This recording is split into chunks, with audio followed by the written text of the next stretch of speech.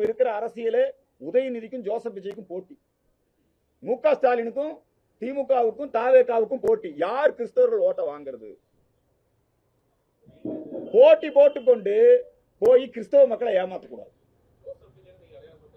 நான் பண்ணல, அவரே ஜோசப் விஜயன் தான் கையெழுத்து போடுறாரு. நான் பாராட்டுறேன், ஜோசப் விஜயை பாராட்டுறேன். தன்னை ஒரு கிறிஸ்தவன் என்று மிக தெளிவாக சொல்லுகிறார். நான் பாராட்டுறேன். நான் ஒரு இந்துன்னு பெருமைப்படுறேன், அவர் ஒரு கிறிஸ்தவன் பெருமைப்படுறாரு. அதுல என்ன தப்பு? அதெல்லாம் அப்படி சொல்லாதீங்க.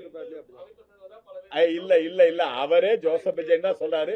மிக தெளிவாக அவரு ஒரு பெரிய விழாவை நடத்தி, ஸ்டார் ஹோட்டல்ல ஒரு விழா நடத்தினார், கிறிஸ்துமஸ் விழா. அங்கேயே சொல்லிட்டாரு, புரியுதுங்களா? அதனால அது நீங்க ஜோசப் விஜய் அவர் கிறிஸ்தவராக இருப்பதில் நாங்களும் பெருமைப்படுறோம், அவரும் பெருமைப்படுறாரு. அப்படியெல்லாம் ஒன்றும் பிரச்சனை இல்லை. இதை இப்ப திமுக என்ன பயம் வந்துருச்சுன்னா, நாங்க ஏற்கனவே உதயநிதியை வச்சிருக்கிறோம். அவர் ஏற்கனவே தான் கிறிஸ்தவராக மாறிவிட்டதாக அறிவித்திருக்கிறார். கிறிஸ்துமஸ் விழாவில் போய் தான் அறிவிச்சாரு, என் ஒய்ஃப் கிறிஸ்டியன், நான் கூட கிருத்திகானா இந்துன்னு நினைச்சிட்டு இருந்தேன். அவர் என்னங்கிறாரு, நான் கிறிஸ்தவரா மாறிட்டேன், சங்கிகள் வயிறு எரியிட்டுங்கிறார். எங்களுக்கு எதுக்கு வயிறு எரியுது? துர்காமா வயிறு தான் எரியணும், புரியுதுங்களா? எங்களுக்கு எந்த வயிற்றுச்சல் இல்லை. இன்னைக்கு மு.க. ஸ்டாலினும் உதயநிதியும் எல்லா கிறிஸ்தவ சபைகளையும் போய் வளைச்சு கட்டுறாங்க. அதே மாதிரி ஜோசப் விஜய் அவர் எல்லா கிறிஸ்தவ சபைகளையும் வளைச்சு கட்டுறாங்க.